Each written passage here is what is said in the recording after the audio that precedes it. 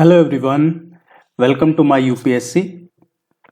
UPHSC हुआ करता था पहले, अभी ये नया आयोग बना है मार्च 2024 में, जो आपका एग्जाम करवा रहा है। एडवर्टाइजमेंट नंबर 51 असिस्टेंट प्रोफेसर का, जनरल स्टडीज की और सब्जेक्ट्स की भी टेस्ट सीरीज अवेलेबल है। जनरल स्टडीज में 52 टेस्ट ऑलरेडी कंप्लीट हो चुके हैं।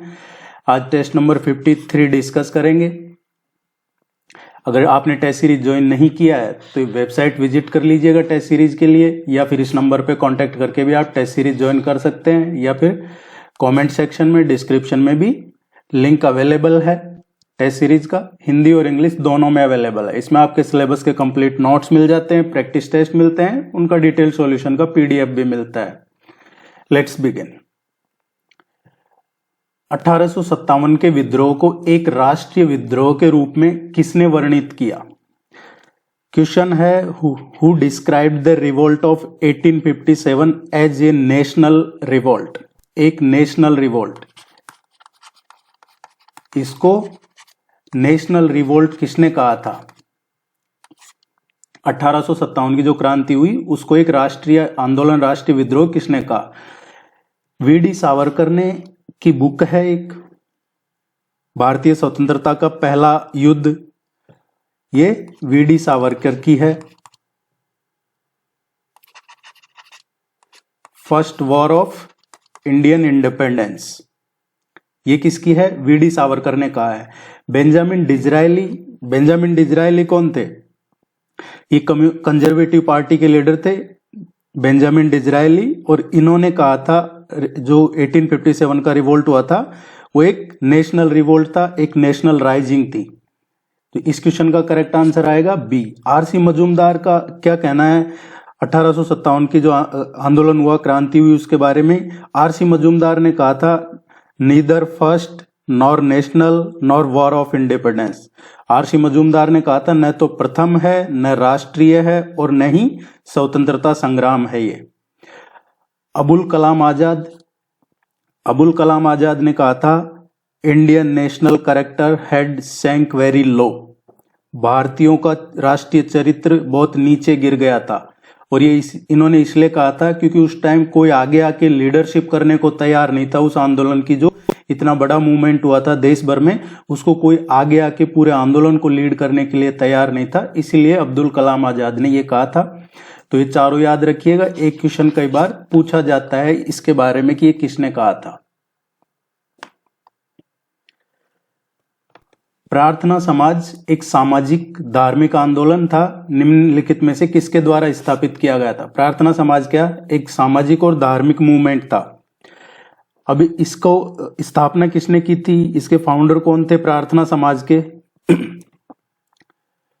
राजा राममोहन राय। राजा राममोहन राय ने स्थापित किया था आत्मीय सभा।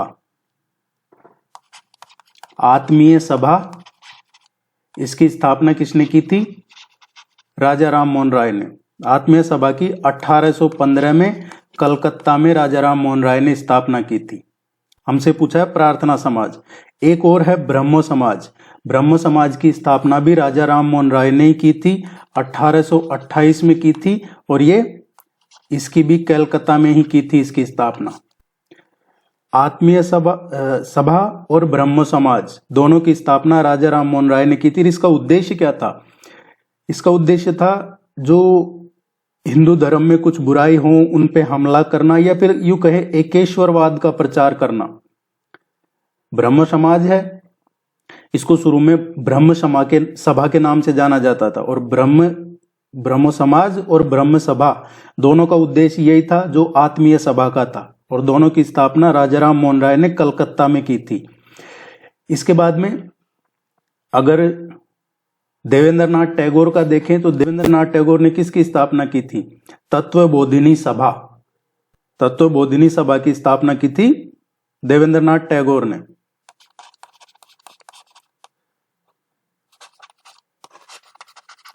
तत्वबोधिनी सभा की देवेंद्रनाथ टैगोर ने की थी इसकी स्थापना। ये भी 1839 में कलकत्ता में की थी इसकी स्थापना। आत्माराम पांडुरंग है, इन्होंने किसकी स्थापना की थी? 1867 में। 1867 में आत्माराम पांडुरंग ने बॉम्बे में स्थापना की थी प्रार्थना समाज की। और हमारा क्वेश्चन भी यही है, प्रार्थना समाज की स्थापना 1867 में की गई थी आत्माराम पांडुरंग के द्वारा। और बाद में 1870 में जो प्रार्थना समाज था, इसमें बाद में 1870 में MG रानाडे, जो महादेव गोविंद रानाडे थे, RG भंडार थे, ये 1870 में ज्वाइन किया था इन्होंने प्रार्थना समाज को। गोपाल कृष्ण गोखले की बात करें तो गोपाल कृष्ण गोखले का किसकी स्थापना की थी इन्होंने? सर्वेंट्स ऑफ इंडिया सोसाइटी, जो सर्वेंट्स ऑफ इंडिया सोसाइटी है उसकी स्थापना की थी 1905 में। 1905 में बॉम्बे में की थी सर्वेंट्स ऑफ इंडिया सोसाइटी की गोपाल कृष्ण गोखले ने।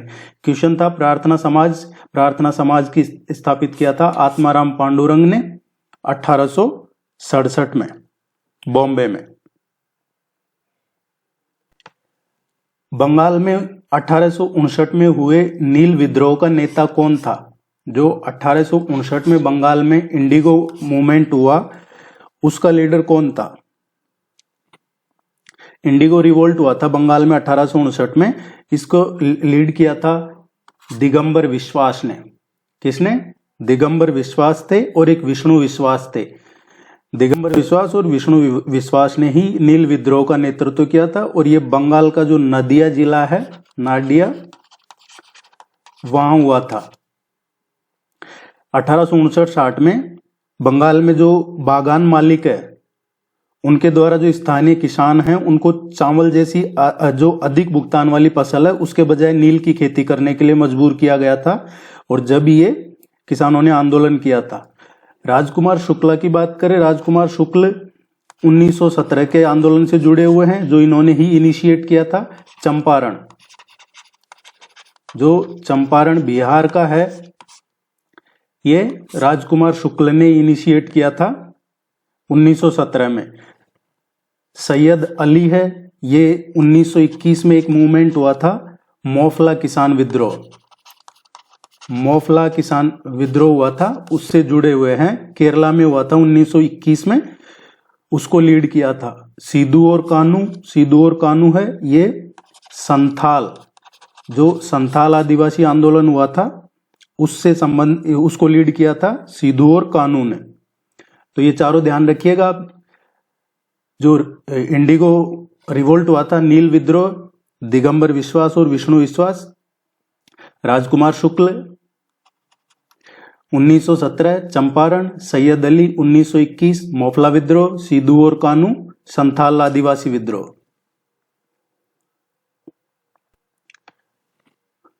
भारतीय दंड संहिता 1858, आपराधिक प्रक्रिया संहिता 1859 और उच्च न्यायालय अधिनियम 1861 भारत के किस वायसराय के दौरान इंट्रोड्यूस किए गए थे, पेश किए गए थे?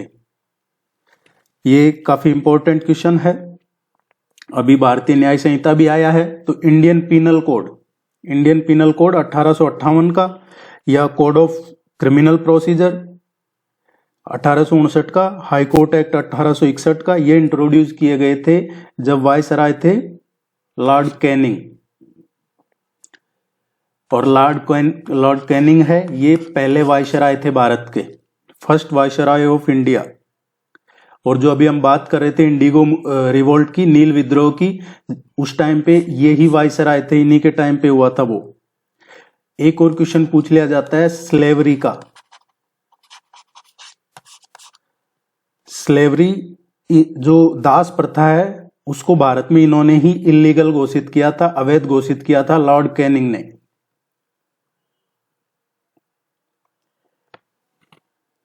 सितारा देवी, शंभू महाराज, उमा शर्मा और शौर्या नारायण किस शास्त्रीय नृत्य शैली के प्रसिद्ध प्रतिपादक हैं?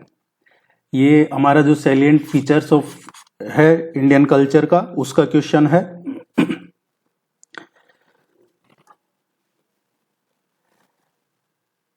बिरजू महाराज, सितारा देवी, शंभू महाराज, उमा शर्मा और शौर्या नारायण, ये सभी किसके हैं? ये सभी एक्सपोनेंट रहे हैं कथक के।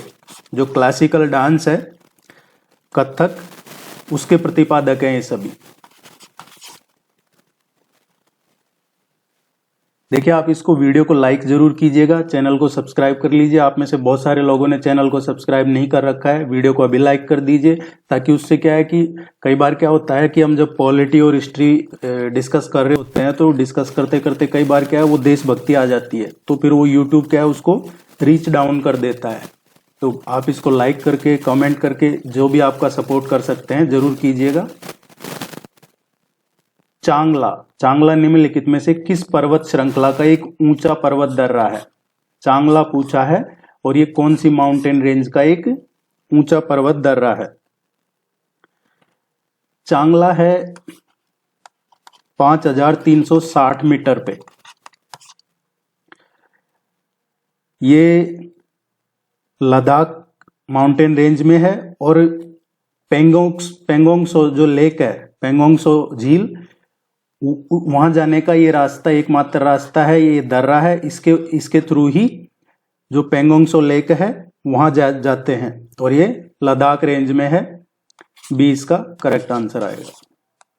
ये चर्चा में है अभी, और अभी यहाँ पेंगोंग सो के पास में एक शिवाजी महाराज का भी स्टेचू लगाया गया है, और ये थ्रू आउट चर्चा में रहा है, कॉन्फ्लिक्ट रहा है इस जगह पे इंडिया और चाइना का।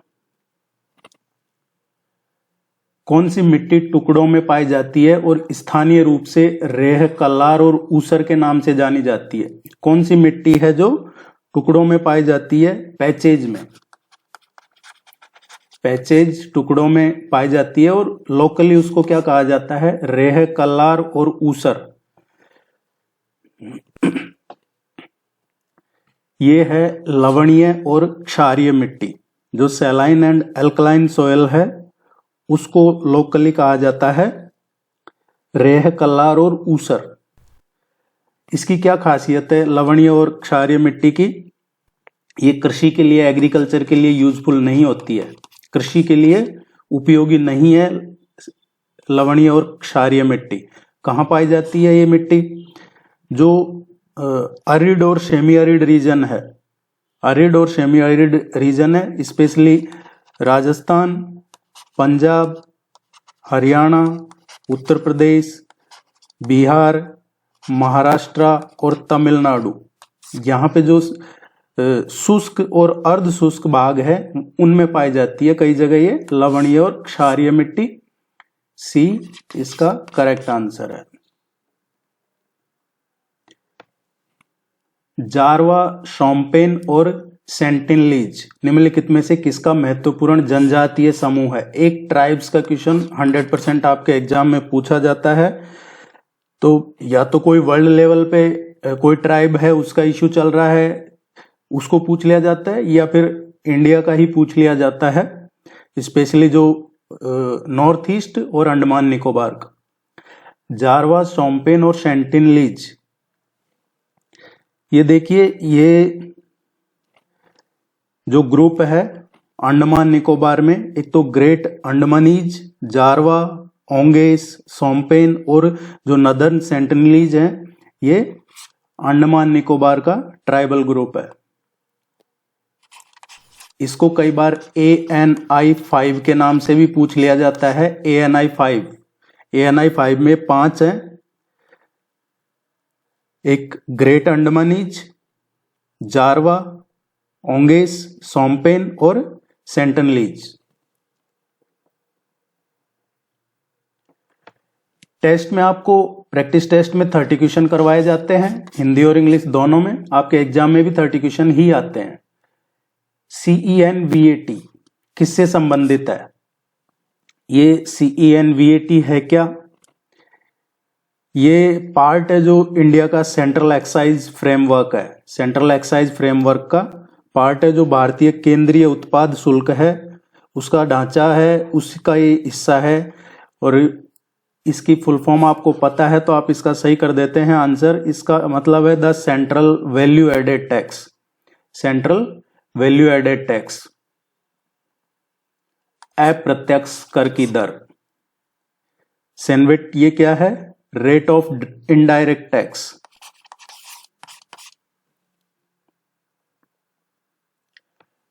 आर्थिक नियोजन या योजना का उल्लेख निम्नलिखित में से किसमें किया गया है? आर्थिक नियोजन, आर्थिक योजना, ये क्या है? Economic planning. जो इकोनॉमिक प्लानिंग है उसका पूछा गया है हमसे कि इसका जिक्र कहाँ किया गया है, ये कहाँ मेंशन है, क्या ये यूनियन लिस्ट में है, स्टेट लिस्ट में है, या कॉन्करेंट लिस्ट में है, या इसको कहीं भी किसी लिस्ट में मेंशन नहीं है इकोनॉमिक प्लानिंग का। इकोनॉमिक प्लानिंग है, ये कॉन्करेंट लिस्ट है जिसको कहते हैं हम लिस्ट 3 समवर्ती सूची, उसमें मेंशन है। और ये जो कॉन्स्टिट्यूशन का 7th शेड्यूल है उसमें आते हैं ये सब। 7वां शेड्यूल है संविधान की, जो 7वीं अनुसूची है, उसमें जिक्र है इनका, ये तीनों सूचियों का, संघ की सूची, राज्य की सूची और समवर्ती सूची। 7th schedule. इकोनॉमिक प्लानिंग किस में आता है? कॉन्करेंट लिस्ट में, समवर्ती सूची में। अनुसंधान नेशनल रिसर्च फाउंडेशन के बारे में निम्नलिखित कथनों पर विचार कीजिए। अनुसंधान नेशनल रिसर्च फाउंडेशन। अनुसंधान नेशनल रिसर्च फाउंडेशन की स्थापना पूरे देश में अनुसंधान और नवाचार की संस्कृति को विकसित करने और बढ़ावा देने के लिए की गई थी। ये बिल्कुल करेक्ट स्टेटमेंट है। ये एक अधिनियम आया था अभी, अनुसंधान नेशनल रिसर्च फाउंडेशन अधिनियम 2023। तो ये पहला स्टेटमेंट सही है।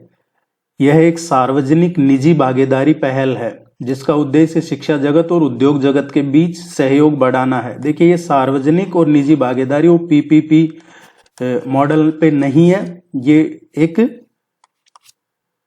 सरकारी है, पूरी तरह से सरकारी वित्त पोषित संस्था है। तो ये स्टेटमेंट सही नहीं है। दूसरा, इसका जो प्रशासनिक विभाग है ये साइंस एंड टेक्नोलॉजी डिपार्टमेंट, विज्ञान एवं प्रौद्योगिकी विभाग है, और इसका संचालन भी एक बोर्ड के द्वारा किया जाता है जिसमें कई शोधकर्ता, कई पेशेवर लोग हैं प्रतिष्ठित, वो शामिल हैं। इसका अध्यक्ष कौन होता है ये हमसे पूछा जा सकता है।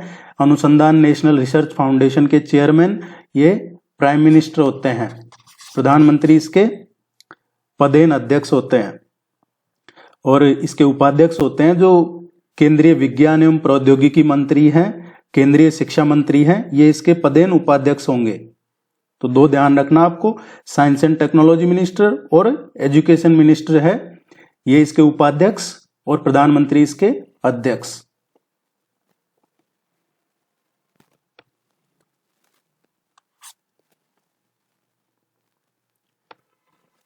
कभी कभी समाचारों में रहने वाला पद special and differential treatment, special and differential treatment निम्नलिखित में से किससे संबंधित है?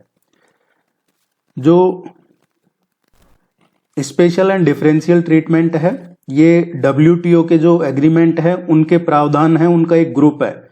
जो विश्व व्यापार संगठन है WTO, उसके जो समझौते हैं उन समझौतों के प्रावधानों का एक समूह है, और इसमें जो डेवलपिंग नेशन है, विकासशील देश हैं, उनको स्पेशल राइट्स, विशेष अधिकार मिलने के साथ साथ जो अदर मेंबर्स हैं, अन्य सदस्य हैं, उनको भी अनुकूल व्यवहार करने के लिए निर्देश इसमें दिए गए हैं। और इन प्रावधानों का उद्देश्य क्या है? जो विकासशील देश हैं उनकी मदद करना, ताकि वो जो विकासशील देश है वो विकसित देशों के साथ प्रतिस्पर्धा कर सके, या फिर जो सस्टेनेबल डेवलपमेंट गोल है, सतत विकास लक्ष्य, उनको प्राप्त कर सके, या फिर जो सब्सिडी है या फिर जो न्यूनतम मूल्य समर्थन है उसको प्राप्त कर सके डेवलपिंग नेशन। उसके लिए ये शुरू किया है स्पेशल एंड डिफरेंशियल ट्रीटमेंट। किसका है? विश्व व्यापार संगठन WTO। देखिए, कई बार क्या है, पूरा डिटेल में सही बता देते हैं और फिर जैसे इसकी जगह इसके टिक कर दिया तो आप लोग उसको वही मान लेते हैं, जबकि डिटेल में अलग बताया होता है। कई बार फ्लो में हो जाता है, तो आप उसको जो डिटेल में बताया है वो सही मान लिया कीजिए। सॉल्वेक्स अभ्यास भारत और निम्नलिखित में से किस देश के बीच आयोजित किया जाता है? सॉल्वेक्स एक्सरसाइज का पूछा है। एक्सरसाइज का एक क्वेश्चन मान के चलिए आता है हमारे एग्जाम में, और तमाम जितनी भी एक्सरसाइज हुई है पिछले 2 साल में वो सब कवर कर रहे हैं। सॉल्वेक्स एक्सरसाइज है, ये एक मेजर एक्सरसाइज है इंडिया और US के बीच में। भारत और अमेरिका का है ये सॉल्वेक्स एक्सरसाइज।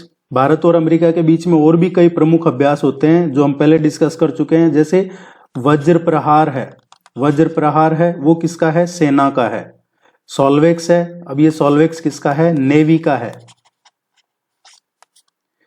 भारतीय नौसेना का। एक कोप इंडिया होता है, कोप इंडिया, वो कोप इंडिया एयरफोर्स का होता है। मालाबार एक्सरसाइज है, वो भारत, अमेरिका, जापान और ऑस्ट्रेलिया का एक चतुर्भुज नौसैनिक अभ्यास है। तो ये सब आपको ध्यान रखना है।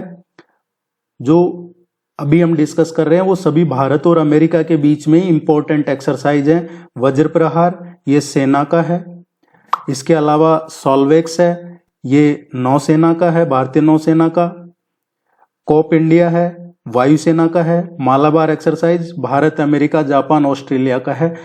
ए इसका करेक्ट आंसर आएगा।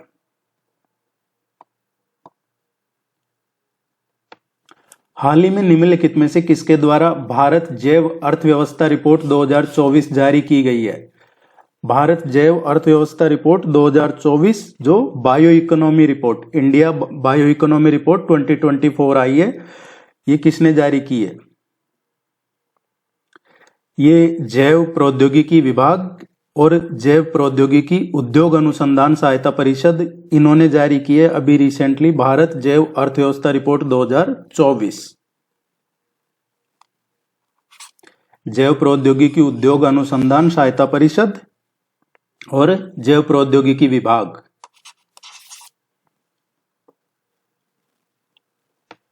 संविधान के किस भाग को भारत का मैग्ना कार्टा कहा जाता है? भारत के कॉन्स्टिट्यूशन का कौन सा पार्ट है? Which part of the constitution is described as the Magna Carta of India? तो जो पार्ट 3 है कॉन्स्टिट्यूशन ऑफ इंडिया का, it is described as the Magna Carta of India. और इसमें क्यों कहा जाता है मैग्ना कार्टा?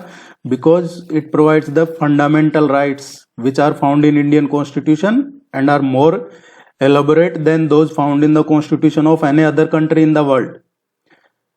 तो जो भारत के संविधान का भाग 3 है उसको भारत का मैग्ना कार्टा कहा जाता है। क्यों? क्योंकि भारतीय संविधान में जो मौलिक अधिकार पाए जाते हैं वे दुनिया के किसी भी अन्य देश के संविधान में पाए जाने वाले मौलिक अधिकारों से ज्यादा विस्तृत हैं।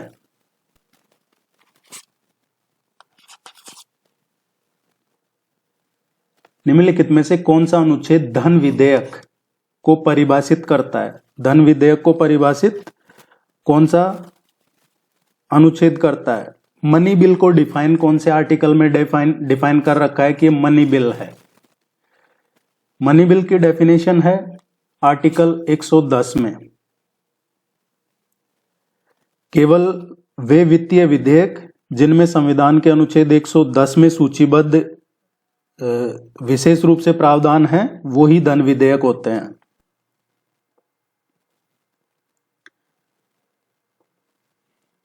ब्लूम के अधिगम उद्देश्यों के वर्गीकरण में निम्नलिखित में से कौन सी श्रेणियां भावपरक क्षेत्र के अंतर्गत आती है? ये पूछा है ब्लूम का अधिगम उद्देश्यों के वर्गीकरण में निम्नलिखित में से कौन सी श्रेणियां भावपरक क्षेत्र के अंतर्गत आती है?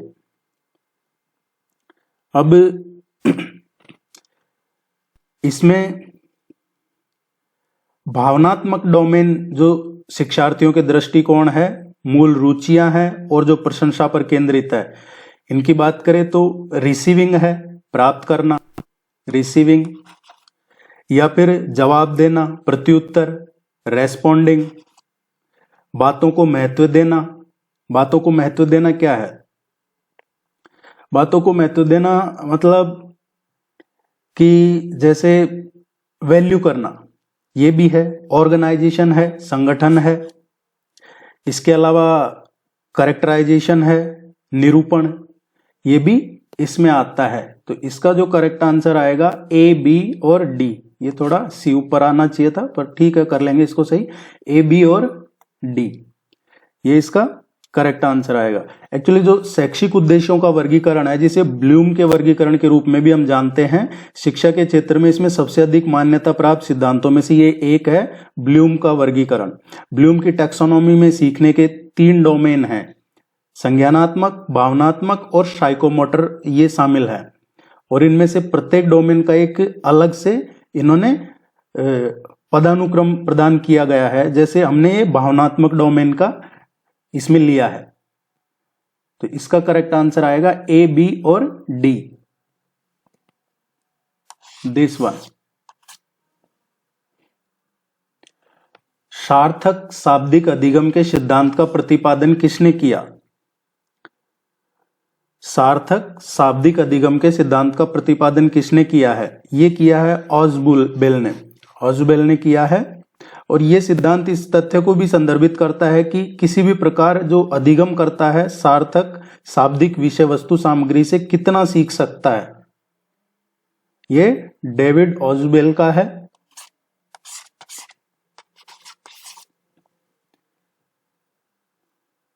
टेस्ट सीरीज में आपको यूनिट वाइज टेस्ट भी मिलते हैं, सब्जेक्ट वाइज भी मिलते हैं, जैसे modern history, current affairs, polity, इस तरीके से आईसीटी रिसर्च, उनके भी सेपरेट सेपरेट 2-2, 3-3, 4-4 टेस्ट मिलेंगे। और पूरे सिलेबस बेस्ड तो टेस्ट मिलते ही है। टेस्ट सीरीज के लिए इस नंबर पे कांटेक्ट कर लीजिएगा। वीडियो को लाइक नहीं किया है तो अभी तक लाइक कर लीजिए, चैनल को सब्सक्राइब कर लीजिए, या टेस्ट सीरीज के लिए वेबसाइट भी विजिट कर सकते हैं आप। टेस्ट सीरीज ज्वाइन करने के बाद फिर आपको कोई बुक या कुछ पढ़ने की जरूरत नहीं है, सिर्फ पीडीएफ पढ़िए, प्रैक्टिस टेस्ट दीजिए और रिवीजन हम 1 फरवरी से शुरू करवाएंगे। आंकड़ों के समूह के केंद्र को प्रदर्शित करने वाला माप, ये डेटा का क्वेश्चन आपका। माप जो परिमाण के बढ़ते या घटते क्रम में व्यवस्थित होता है। आंकड़ों के समूह के केंद्र को प्रदर्शित करने वाला माप जो परिमाण के बढ़ते या घटते क्रम में व्यवस्थित होता है। आंकड़ों के समूह के केंद्र को प्रदर्शित करने वाला वो माप जो परिमाण के बढ़ते या घटते क्रम में अव्यवस्थित होता है, वो जो केंद्रीय प्रवृत्ति की माप कहलाता है।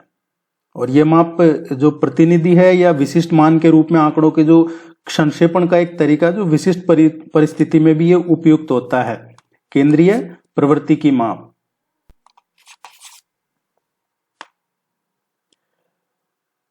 पानी का क्लोरीनीकरण किस लिए किया जाता है? क्लोरीनीकरण क्या है? एक जल रोधन की कई विधियां होती है, उनमें से एक है, और जिसका यूज किया जाता है जो कीटाणु होते हैं, पानी को कीटाणु रहित करने के लिए ये यूज किया जाता है। एक एक्चुअली एक रासायनिक कीटाणु शोधन विधि है, और जिसमें विभिन्न प्रकार के कई तरह के क्लोरीन या क्लोरीन युक्त पदार्थों का उपयोग किया जाता है। कई बार क्लोरीन, कई बार ऐसे पदार्थ जो जिनमें क्लोरीन होता है, क्योंकि क्लोरीन क्या है, एक सूक्ष्म है जो उसकी कोशिका झिल्ली को नुकसान पहुंचाकर निष्क्रिय कर देता है। तो इसका यूज किया जाता है सूक्ष्म जीवाणुओं या जो माइक्रोब हैं उनको दूर करने के लिए। अक्सर समाचारों में आने वाली बंदोपाध्याय समिति, समाधान सिद्धांत और ऑपरेशन ग्रीन हंट सामूहिक रूप से निम्नलिखित में से किससे संबंधित है? देखिए, ये है बंदोपाध्याय समिति, समाधान सिद्धांत और ऑपरेशन ग्रीन हंट। अब हम अगर बात करें बंदोपाध्याय समिति की, तो बंदोपाध्याय समिति 2006 में गठित की गई थी। किस लिए गठित की गई थी बंदोपाध्याय समिति? बंदोपाध्याय समिति ने जो जनजातीय आबादी है उसके खिलाफ शासन की कमी और सामाजिक राजनीतिक भेदभाव पे प्रकाश डाला था, और जिसका अक्सर जो नक्सली हैं वो इनका शोषण करते हैं, ये बंदोपाध्याय समिति ने कहा था। इस समिति ने जो जनजातीय भूमि है उसका अधिग्रहण किया जा रहा है, उस पे भी उसकी भी रिपोर्ट थी इसमें, और इनका पुनर्वास किया जाए, जो आदिवासी हैं उनमें सुधार लाया जाए, नक्सली इनका शोषण ना कर पाए। दूसरा, अगर हम समाधान सिद्धांत की बात करें तो समाधान सिद्धांत वामपंथी उग्रवाद से निपटने के लिए भारत सरकार की एक व्यापक रणनीति है ये, और इसमें स्पेशली इसमें आईसीटी का यूज हो रहा है, इंफॉर्मेशन कम्युनिकेशन और टेक्नोलॉजी। इसमें स्मार्ट नेतृत्व है, आक्रामक रणनीति है, कई खुफिया जानकारी है, और जो चरमपंथी नेटवर्क है उसको खत्म करने के लिए प्रौद्योगिकी का इस्तेमाल के साथ साथ जो वित्त पोषण में कटौती है उस पर भी जोर दिया जा रहा है। अभी रिसेंटली आपने सुना होगा जो मिनिस्ट्री ऑफ होम अफेयर्स में गृह मंत्री हैं अमित शाह जी, उन्होंने कहा है कि मार्च 2025 तक ये जो नक्सलवाद है हम इसको खत्म कर देंगे। उसी से संबंधित है ये समाधान सिद्धांत। ऑपरेशन ग्रीन हंट है, ये भी जो भारतीय सुरक्षा बल हैं उन्होंने नक्सली विद्रोह के खिलाफ ये ऑपरेशन चलाया हुआ है, ऑपरेशन ग्रीन हंट। तो ये हमसे पूछा जा सकता है एग्जाम में, बहुत इंपॉर्टेंट है। ऑपरेशन ग्रीन हंट ये नक्सलवाद के खिलाफ चलाया जा रहा है भारतीय सुरक्षा बलों का ये अभियान।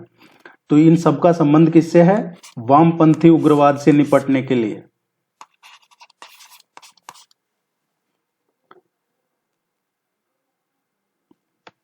पृथ्वी की सतह से ऊपर विभिन्न वायुमंडलीय परतों की उपस्थिति का सही क्रम क्या है? पृथ्वी की सतह से ऊपर जो वायुमंडलीय परतें हैं उनका सही क्रम क्या है? देखिए, जो डिफरेंट एटमॉस्फेरिक लेयर हैं अबव द अर्थ सरफेस, उनका सही क्रम पूछा है हमसे। तो इनका जो सही क्रम आएगा, ये सबसे पहले क्या है? ट्रोपोस्फियर। ट्रोपोस्फियर के बाद में क्या आता है? स्ट्रेटोस्फियर। स्ट्रेटोस्फियर के बाद में क्या आता है? मीजोस्फियर। और मीजोस्फियर के बाद में आता है थर्मोस्फियर। ये इनका सही क्रम है। क्षोभ मंडल, समताप मंडल, मध्य मंडल, ताप मंडल और बहिर्मंडल। सबसे पहले है क्षोभ मंडल, जहां पे क्लाउड्स हैं, जहां पे क्लाउड है। क्षोभ मंडल की बात करें तो ये यहां क्लाउड है, ये 0 से लगभग 12 किलोमीटर का है एरिया, ऊंचाई।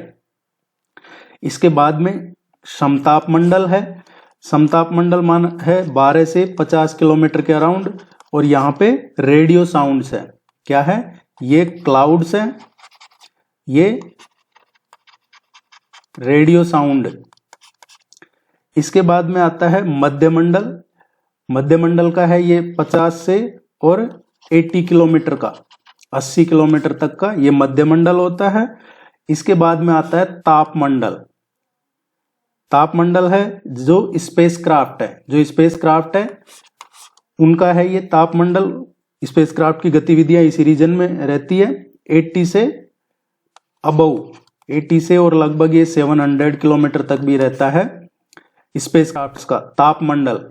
आपने पढ़ा होगा आयन मंडल। आयन मंडल इसी की निचला हिस्सा है तापमंडल का, उसी को आयन मंडल कहते हैं। और तापमंडल के बाद में आता है ऊपर 700 से और 700 किलोमीटर से अबव बहिर्मंडल, जहां सैटेलाइट है।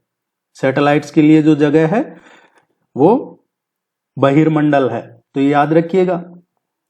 सही क्रम क्या होगा? क्षोभ मंडल, समताप मंडल, मध्यमंडल, तापमंडल और बहिर्मंडल। अगर आपको तापमंडल नहीं दे रखा है तो हो सकता है आयन मंडल दिया हुआ हो। इस क्वेश्चन का करेक्ट आंसर आएगा बी। इसको आप अपनी तरफ से और पढ़िएगा, एक क्वेश्चन आता है यहां से। निम्नलिखित वातावरणीय रसायनों के ग्लोबल वार्मिंग पोटेंशियल GWP का सही क्रम क्या है? ग्लोबल वार्मिंग पोटेंशियल का सही क्रम पूछा है हमसे। तो ग्लोबल वार्मिंग पोटेंशियल का सही क्रम क्या है? पृथ्वी के सतह के तापमान में वृद्धि से है इसका ग्लोबल वार्मिंग का तात्पर्य क्या होता है? जो टेम्परेचर इंक्रीज, जो सरफेस ऑफ अर्थ है, पृथ्वी की सरफेस है, उसका टेम्परेचर इंक्रीज होने से है इसका ग्लोबल वार्मिंग का। और ये हमसे पूछा गया है सही क्रम। तो ग्लोबल वार्मिंग का सही क्रम आएगा इसमें CO2, CH4, N2O and chlorofluorocarbon. ये क्लोरोफ्लोरोकार्बन, ये इसका सही क्रम आएगा। तो इस सही क्रम के हिसाब से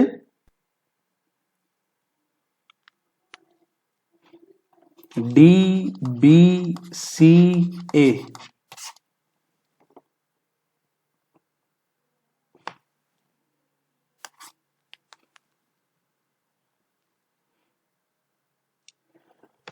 ये समिट हैं ना, शिखर सम्मेलन हुए हैं, किस मामले से जुड़े हुए हैं ये हमसे पूछा गया है।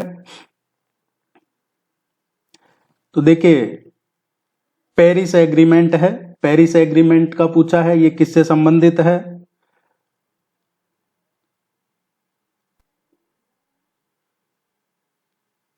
पेरिस जो एग्रीमेंट है ये INDC क्या है? Intended nationally determined contribution. Kyoto protocol का है, तो क्योटो प्रोटोकॉल का किससे है? उत्सर्जन व्यापार, जो एमिशन ट्रेडिंग है उससे है क्योटो प्रोटोकॉल का। रियो डिक्लेरेशन है, ये एनवायरनमेंट एंड विकास से संबंधित है। और जो मॉन्ट्रियल प्रोटोकॉल है ये ओजोन के डिप्लेशन से है, तो ये आपको ध्यान रखना है। Paris agreement, INDCs, intended nationally determined contribution, Kyoto protocol, emission trading, Rio declaration, environment and development, Montreal protocol, ozone depletion.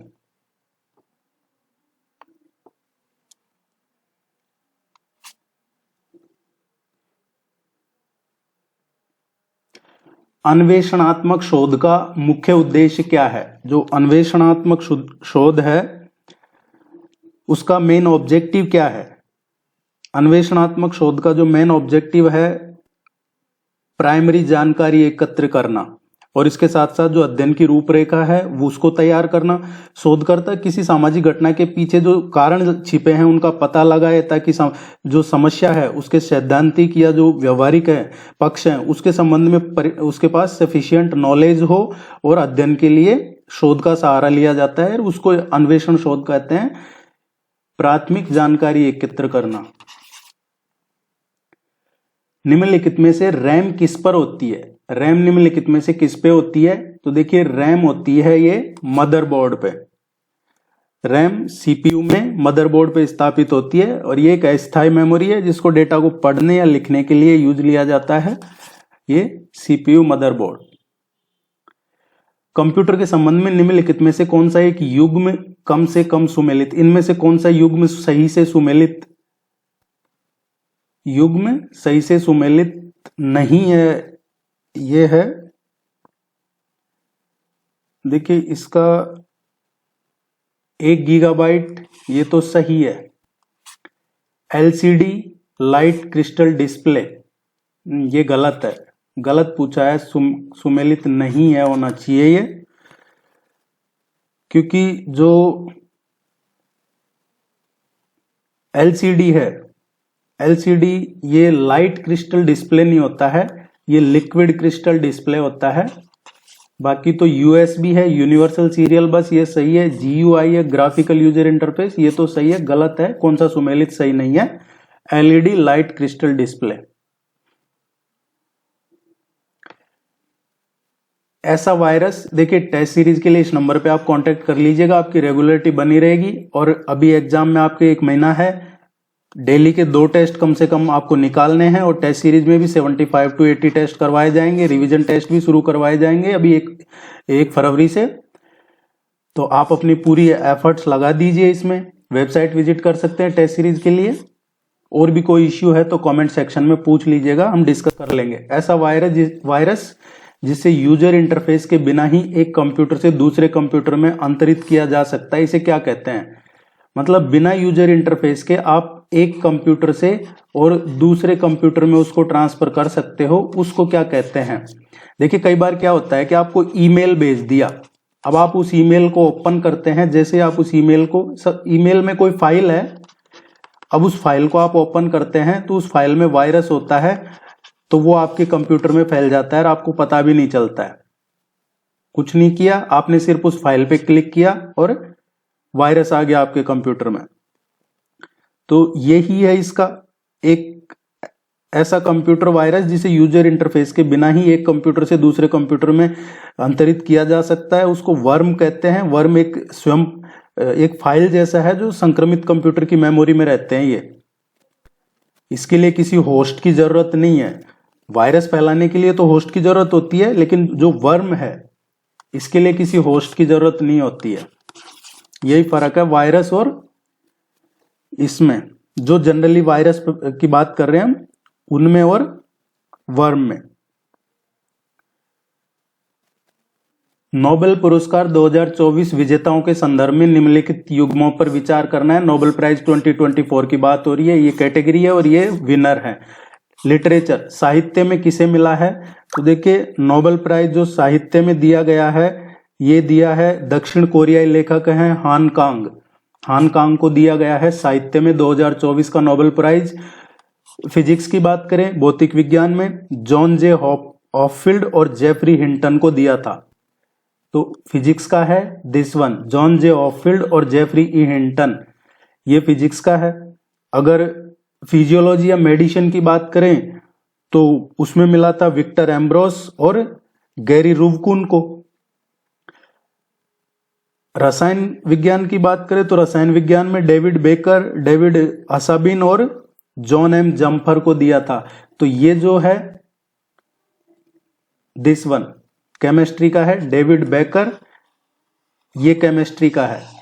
और इकोनॉमिक्स की बात करें अर्थशास्त्र में तो डेरोन एजमोल मोगलू, साइमन जॉनसन और जेम्स ए रॉबिन्सन, इनको दिया है। तो ये फर्स्ट इसका है। सही कौन सा मैच कर रहा है? पहला ही सही मैच कर रहा है। अदरवाइज जो फिजिक्स का है, फिजिक्स में किसको दिया गया है? तो ये थर्ड वन फिजिक्स के लिए है, केमिस्ट्री के लिए फोर्थ वन है और इकोनॉमिक्स के लिए सेकंड वन है। फर्स्ट सही मैच कर रहा है। आप इनको जरूर पढ़िएगा, याद कीजिएगा, यहां से क्वेश्चन आता है अक्सर एग्जाम में। सुमेलित नहीं है पूछा है हमसे, सही से सुमेलित नहीं है, तो 2, 3 और 4 सही सुमेलित नहीं है। आप जाते जाते वीडियो को लाइक जरूर करके जाइएगा, आपका सपोर्ट बना रहे। All the very best, good luck, thank you very much.